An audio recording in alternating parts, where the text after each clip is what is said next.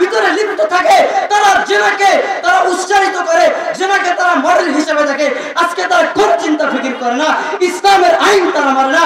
আজকে যদি বাংলার জমিনে কালেমাওয়ালা মুসলমান হইতো, বাংলাদেশকে যদি কোরআন দিয়ে সাজানো হইতো, কোন দলকে মানত না। খেলাফত কায়েমকে নিয়ে আসো বাংলার জমিনে, তোমরা জামাত ইসলামকে বাংলার জমিনে দলবদ্ধ বানাও, চরমনাইকে নিয়ে আসো, জামাত ইসলামকে নিয়ে আসো, খেলাফতকে নিয়ে আসো, এগুলো নিয়ে এসে ইসলামী রাজনৈতিক কায়েম করো। দেখবে বাংলার জমিনে যতগুলো ধর্ষণ ছিল একটাও থাকবে না। আজকে যারা ধর্ষণ করে তাদেরকে প্রকাশ্যভাবে তাদেরকে তোমরা কি করো, পাথর মেরে তাদেরকে আত্মহত্যা করো। যারা কিনা চুরি করে তাদের হাতকে কেটে দাও। আল্লাহর কসম, বাংলার জমিনে একটাও আর জেনাখোর থাকবে না, সুদখোর থাকবে না, ঘুষখোর থাকবে না। ঠিক কি জোরে বলে? আজকে আমরা দেখেছি নিজের চক্ষু দিয়ে, কি বলবো দুঃখের কথা। আজকেও খবর পাওয়া গেছে এক বাবা তার মেয়ের হাতে ধর্ষণ হয়েছে, এক ভাগিনা তার মামিকে ধর্ষণ করেছে। এগুলো বাংলাদেশে কি চলতেছে? আজকে সোশ্যাল মিডিয়া যেমন ভাইরাল হয়েছে, ওরা এগুলো উদযাপন করে। আরে বাবা, আমাদের বাংলাদেশ তো অনেক ডিজিটাল হয়েছে, এই কারণে এমন হইতেছে। আরে বোন, তোমাকে বইলা যায়, আরে মা তোমাকে বইলা যায়। আজকে মারা বেসামাল হয়ে গেছে, আজকে রূপ নাই, যৌবন নাই, চেহারা নাই। এমন বাচ্চা ছিল দুনিয়াতে যারা কিনা হাতের ইশারাতে মানুষকে মাইরা ফেলাইতো। এমন বাচ্চা ছিল দুনিয়াতে যাদের চোখের ইশারায় মানুষ মারা যাইতো। আজকে সেগুলো নাই। আজকে আপনি দেখেছেন আপনার বাবাকে, আপনার বাবা দুনিয়ায় নাই। আপনার মাকে দেখেছেন, আপনার মা দুনিয়ায় নাই। আপনার দাদাকে দেখেছেন, আপনার দাদা দুনিয়ায় নাই। একদিন আপনিও থাকবে না। দুনিয়া কাউরে থাকতে দেয় না, দুনিয়া কারো থাকার জায়গা না।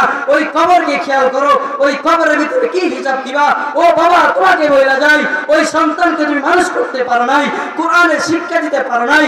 ওই বোনকে বলে তোমার বাবাকে বইলা যায়, হে বাবা, আজকে আপনার সন্তান মেয়েটাকে আপনি পর্দাওয়ালা বানাইতে পারেন নাই, শুকুর গুজারওয়ালা বানাইতে পারেন নাই, নিয়ামত শুকুর গুজারওয়ালা বানাইতে পারেন নাই।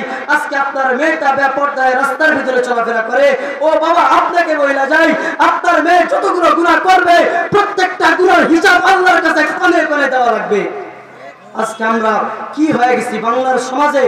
আজকে ওয়াজ নসিহত মানুষের কোনো কাজে লাগে না। যদি কাজে লাগতো, কসম খোদার সবচাইতে বেশি মাইক ওয়ালার প্যান্ডেল ওয়ালার কাজে লাগতো। মাইক ওয়ালা প্যান্ডেল ওয়ালা তো বাদে যারা কিনা এই ওয়াজ মাহফিল আয়োজন করে তাদেরকে কাজে লাগতো। তারা মাহফিলের আয়োজন করে, নামাজ পড়ে না, রোজা রাখে না, হজ করে না, যাকাত দেয় না, সম্পদ গুলোকে অনর্থক নষ্ট করে। তাদেরকে বলা যায়, তোমরা মানুষকে হেদায়েতের কি দাওয়াত দিবা? নিজেদের দাওয়াতের কোনো ঠিকানা নাই, মানুষকে তোমরা হেদায়েতের কি দাওয়াত দিবা? এই কারণেই আল্লাহ তাআলা কোরআনে বলতেছে, মা আগনা আন্নি মালিয়া, হে সম্পদ ওয়ালারা শোনো, মা আগনা আন্নি মালিয়া, তোমাদেরকে সম্পদ দিয়েছি, আলাকা আন্নি সুলতানিয়া, তোমাদের বাচ্চাত্ব ক্ষমতা দিয়েছি। তোমরা যখন কবরে আসবা, তোমাদের ক্ষমতা কোনো কাজে লাগবে না, তোমাদের সম্পদ কোনো কাজে আসবে না। একমাত্র আসবে ইয়াউমা লা ইয়ানফাউ মালু ওয়ালা বানুন, তোমার মাল সম্পদ কিয়ামতের ময়দানে কোনো কাজে আসবে না।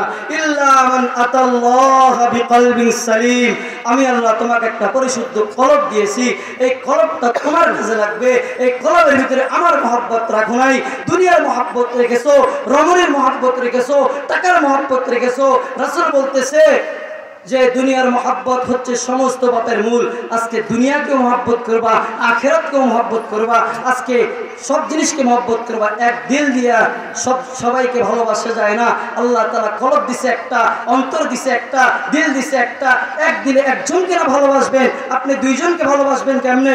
হয়তো দুনিয়াকে ভালোবাসে কিয়ামতের ময়দানে জাহান্নামকে আপনার নসিব করে নেন, নয়তো আখিরাতকে ভালোবাসেন, আখিরাতকে ভালোবাসা কিয়ামতের ময়দানে জান্নাতকে আপনার বানায় নেন। আজকে আর কিয়ামত বেশি দূরে নাই। একজন সাহাবী ছিল তামিম দারি রাদিয়াল্লাহু তাআলা আনহু, তিনি এক দ্বীপে চলে গেলেন, নদীর মাঝখানে সমুদ্র তাদেরকে পাকড়াও করে এক দ্বীপে আশ্রয় ফেলা দিছে। তামিম দারি তাকায় দেখতেছে একটা জন্তুটা পুরো শরীরে লোমে ভরা। তামিম দারি ডাক দিয়ে বলতেছে, তুমি কে? তাকে জিজ্ঞাসা করা হইল। এবার ওই পানিটা টাইম নাই, আমাদের টিভি দেখার টাইম নাই, আমার রাসূলকে যে গালি দিবে প্রত্যেক মুসলমান ঐক্য হয়ে তার প্রতিবাদ করতে হবে। এখন আর আওয়ামী লীগ নাই, এখন কোনো বাধা নাই। আমাদের কর্তব্য যে রাসূলকে গালি দিয়েছে তার গর্দানটা আমাদের পায়ের নিচে ফেলা। আজকে আমাদের কর্তব্য যে আমার রাসূলকে গালি দিয়েছে, আমার মাকে গালি দিক, কোনো সমস্যা নাই, বাবাকে গালি দিবে কোনো সমস্যা নাই, আমার পরিবার টুকরা রাসূলকে গালি দিবে, আল্লাহর কসম তার গর্দান থাকবে না। কিনা এইটা আমাদের সংগ্রাম হওয়া দরকার ছিল। মুসলমান ভাই বুজুর্গ, আর কিছু বলবো না, মেহমান হয়ে গেছে। আল্লাহ আমাদেরকে রাসূলের প্রতি মহব্বত এবং তার সাথে তাল্লুক মাল্লুক করার মতো তৌফিক দান করুক। আল্লাহ তাআলা আমাদেরকে এই জ্ঞান, এই বুঝ দান করুক। আল্লাহ তাআলা আমাদের প্রত্যেককে ইসলামের জন্য, কালেমার জন্য কবুল করুন। সকলে বলে আমিন। ওয়া আখিরু দাওয়ানা আলহামদুলিল্লাহি রাব্বিল আলামিন।